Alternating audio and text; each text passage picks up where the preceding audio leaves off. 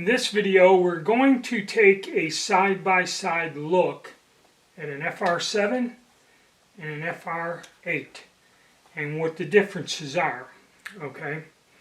But I must warn you right off the start when I was looking, and this only pertains to the FR7. Many of you have seen a lot of FR8 videos, and when it comes to where you remove this bayonet lug / cleaning compartment thing, and if you're going to pull the stock off on an FR8, there's a screw down in here, which you'd unscrew and it just comes off. Well, I was going to disassemble this FR7 and take a look under the wood to see if there's any rust or anything. And if you notice up here, you have this thing, you just press down on this and it unlatches that cap. Okay. So I took this off, I was pressing down, I'm going to pull the cap off, the cap isn't coming off. So this is a warning. If you look right there on top of that, I don't know if you can see it, there's a little microscopic size screw in there, and this one is all tore to hell. So when I was trying to pull this off, because on both of these I believe there's a spring-loaded clip. I don't know about this one, but on the FR8 there's a spring-loaded clip. It might not be on this one. I don't know if you got to slide this whole, I'm not quite sure. But the thing is, that screw ain't coming out. And if you try to yank this off or do something, it may break the upper handguard. Okay, crack it, damage it, or tear that whole thing off. So be warned, okay? I'm warning you now until I figure out something or get some more info. Look for it. And some of these guns are pretty rough. You might not be able to see it even. So keep an eye out on that. Try not to damage your gun taking it apart. Okay, so we have a FR7 on the top and the FR8 on the bottom. And as we all know, or if you don't know, the difference is they use the older Spanish, I think it was a model 1916, which is a variant of the old Mauser 1883 rifle. Closes on the cocking and is known as a small ring Mauser, the older ones. And it was originally caliber in 7mm Mauser, an older cartridge. So what they did to train the guys on the new Set Me Cs is they set and put a Set Me C barrel, reconfigured these sights, and you were to train on these guns to get the sight picture, so when they got up to production and you were issued a Set Me C, you'd have some practice and already know what you're doing. And they did this by welding this rear sight disc thing here on the back, and they kind of reconfigured the Set Me C barrel and front sight to give you the sight picture. Now on an FR8 they used an older Mauser. It was a copy, 1943 rifle was a copy of the KAR-98. As you see, very KAR-98 bolt, straight bolt handle. These were 8mm or large ring guns and basically had the same conversion done over. They also modified the stocks, the older stocks. That is an older 7mm stock. So the stocks were modified, handguards were modified, and they reset these guns to be used for training. And the other difference is not so much the bolt style and model of bolt, which you see is different here. This is a 98, this is a 83 style, is the FR7s have a bent bolt handle where the FR8s have a straight bolt handle.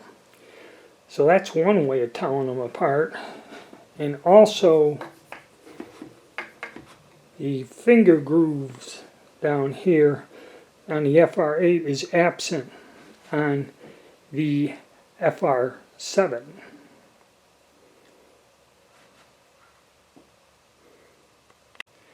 Looking at them from the bottom, okay, first off you can tell this is, with the FR7, is the older 7mm trigger guard with just 2 screws, and then the one that was 8mm has the Mauser style with the little locking screws, 4-screw setup like a KR98. Also, the 8 has a sling mount here, and then the side and the ring to use a Set-Me-See style sling, where the 7 only has the side sling and this is missing and goes up with the little metal hook just like on a Set-Me-See. So that's some of the differences there. Then, like when I warned you, the 7 has this spring-loaded latch like the 93s and that did to release the barrel bands on the rifle, where this one here doesn't, and just down in the center you have to take this out. There's one screw that screws this end cap into the stock, where this kind of latches like the old-fashioned way, but like I warned you, there's a little tiny screw up there. And the upper handguard has a spring, once you get the cap off, you got to pull the upper handguard off. It's a spring on there that holds it to the barrel. I don't know if this has that. I don't know this arrangement. I can't get the screw out. I don't want to break the handguard. So if any of you have had experience in taking a 7 apart and can answer that question, please put it down in the comment section. Now that we've had a look at the 2 different rifles and a close-up side by side to spot the differences, the reason I did this is because not all auction sites and that are correct or knowledgeable, and they may misinterpret or mislabel an item. Especially the small local auctions, they had no idea what they're auctioning off.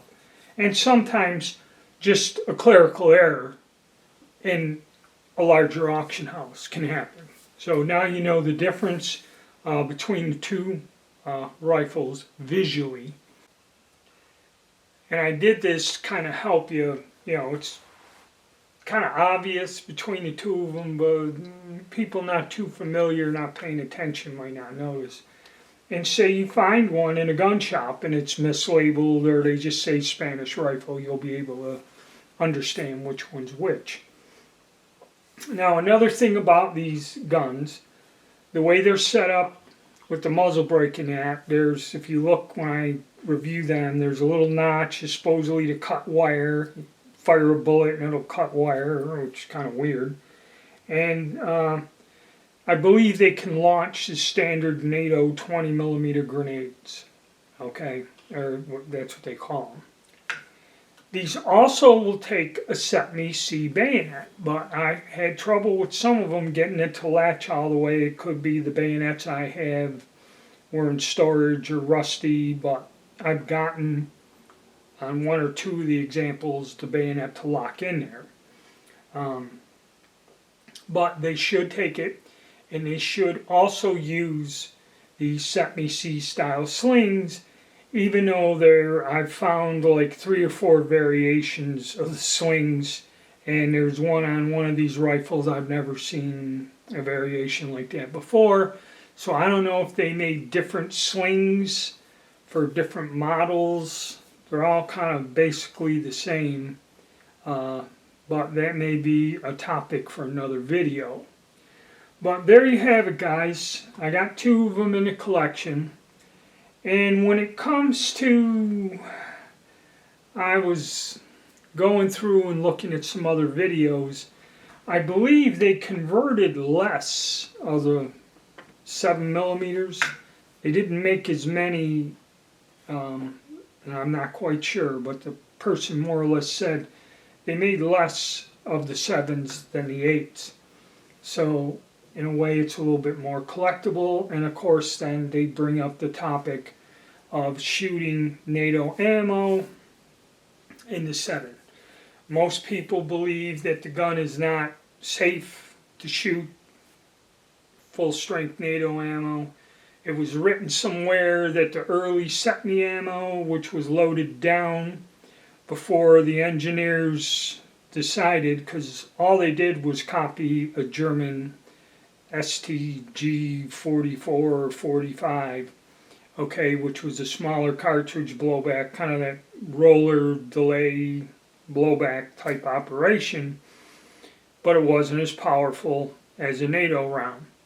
And that's when they had to cut the flutes in the chamber, and then they realized that the gas would come into them grooves in the chamber and not let the shell expand all the way, or the case, and kind of put a cushion around it to get it to extract and not rip the head off the cartridge case each time you fired.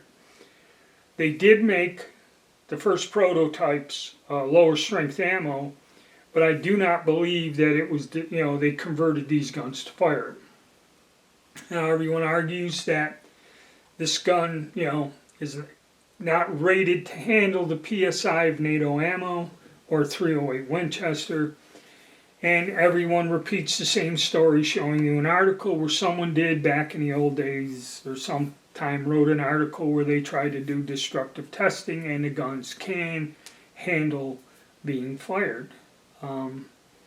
I've seen 71 Mausers converted to fire modern cartridges and custom-made guns, and also Gewehr 88s, which again another gun that was supposed to blow up because they did have issues when they first designed the gun. There were flaws, accidents, until they ironed that all out.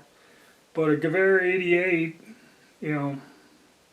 I've seen them rebarreled and recalibrated to other cartridges that are, just as powerful.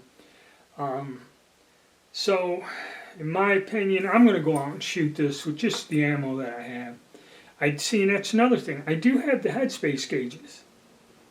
And I've headspaced it. It's good. Say I fire 50 rounds, clean it, headspace 100, 200, and if I see that the gauges are going, or the receiver's stretching, or the barrel's coming loose or something, or like they say, setback, and you're locking lugs on your bolt because of the high pressure will compress the bolt itself and increase your headspace.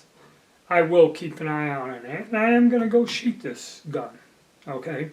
And like they all say, it's up to you to make your own mind up, because there's contradictory things out there on the internet about these guns, or at least the 7. And, if you're just the type of person who want to play it safe, then do it. Just don't fool with them. Alright, so hit the like button, subscribe, and stay tuned.